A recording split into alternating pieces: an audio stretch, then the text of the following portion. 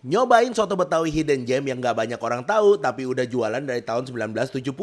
Wah anjay. Jadi nama tempatnya itu adalah Rumah Makan Soto Betawi 70 Bang Hamdani. Lokasinya itu ada di belakang pom bensin Shell Ion Mall BSD. Pas gua dateng yang makan di sini tuh rame banget. Untung aja tempatnya tuh luas dan nyaman. Rumah Makan Soto Betawi 70 Bang Hamdani ini masih saudaraan lu sama Soto Haji Mamat. Dalam satu harinya mereka bisa menghabiskan 30-40 kg daging sapi loh. Untuk jeroannya aja mereka juga bisa menghabiskan 20-25 kg. Untuk harganya juga menurut gue sih bersahabat, mulai dari 20.000 aja. Selain soto, favorit di sini itu ada osengnya. Yang gue pesan ini adalah oseng campur, harganya itu 26.000.